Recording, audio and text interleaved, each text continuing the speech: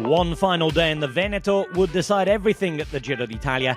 The penultimate stage, but with the final day of procession in Rome, this stage 20 would be everything to the GC riders. Away from the maritime jewel and old imperial capital that is Venice, riders winding its way past its rivers, climbing its Prosecco hills, and scaling mountains with sobering and bloody history. Monte Grappa, a double shot of Grappa, and a finish in Bassano del Grappa. 9 times in the history of the Giro d'Italia the race have visited here, with Coppi and Merckx among the past winners. Tadej Pogačar led the Giro d'Italia by almost 8 minutes. GC realistically done and dusted, and he'd signalled his intention to want to win this stage.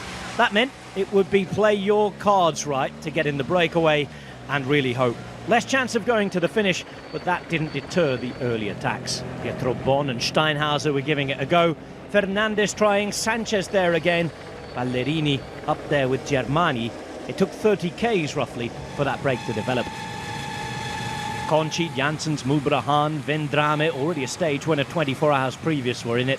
Turns as well, and eventually 11 riders would take 4 minutes, with UAE Emirates quick to control. Towards the first ascent of 2 of Monte Grappa, riders were already starting to lose contact. Behind, Mikkel Bjerg and Vegard Stokkelengen were already starting to work too, as many said goodbye to the peloton.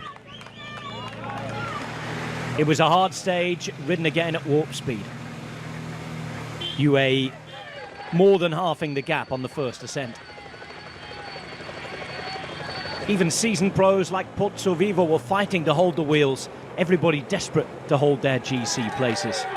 Near the top, Giulio Pellizzari attacked to take the maximum mountain points. He wasn't able to mathematically win the King of the Mountains competition. That too will go to Pogačar. However, he was able to make sure he'd be wearing the blue jersey on the final day in Rome. One by one, they were chased down.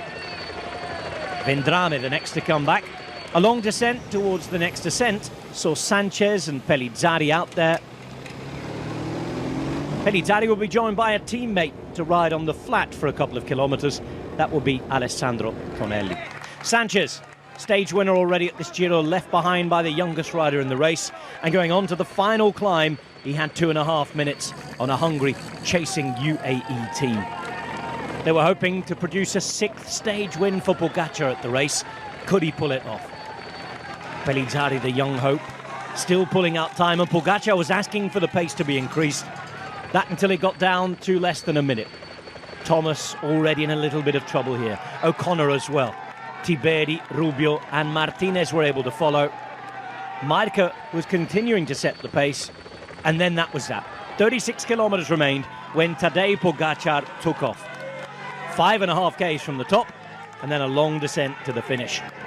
He closed the gap around 40 seconds when he went very, very quickly, and he'd soon pull half a minute out in the chasers. Gaps were developing behind between the GC contenders.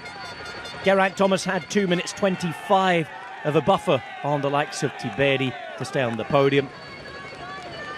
And Pogačar just increasing his lead in the general classification. Ahead and about to go into a superb position where he could take another stage.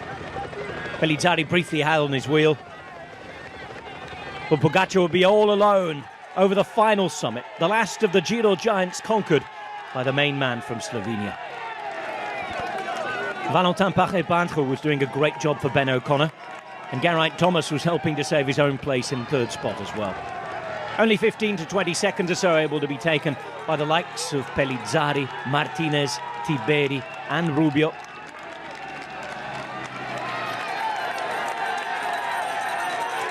The crowds were magnificent out there, the noise was elevated, the entertainment yet again high octane. Pogačar was putting on yet another show.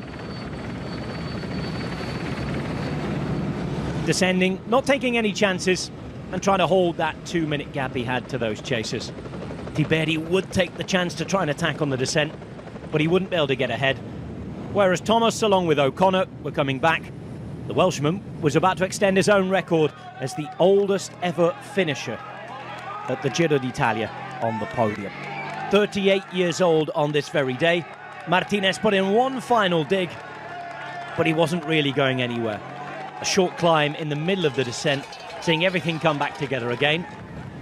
2 minutes 10 seconds behind the advancing Pogačar.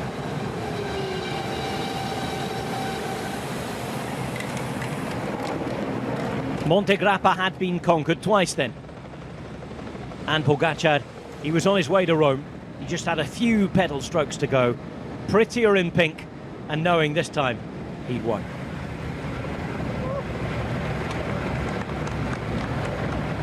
On the roads of what was the most serene Republic of Venice, here he was, all alone, as cool and calm as you like. The winner, the entertainer, Pog in pink and perfect. And barring incident or accident on the roads of Rome, Tadej Pogačar will win the Giro d'Italia by almost 10 minutes. A sixth-stage win for him in a single Giro.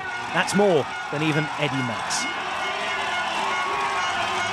And the last time anybody won 6 stages in any Grand Tour was 15 years before this, when Mark Cavendish did it at the Tour de France.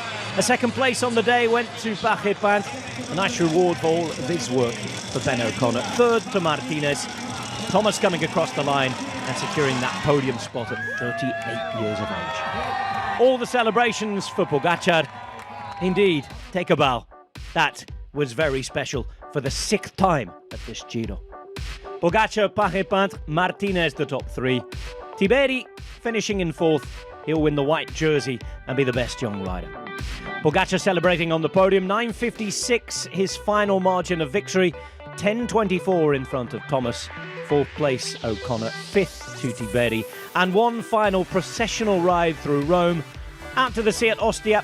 Back into town around the Imperial Forum in what should be a sprint festival and a chance to crown the winner. The latest Roman emperor, Tadej Pogačar.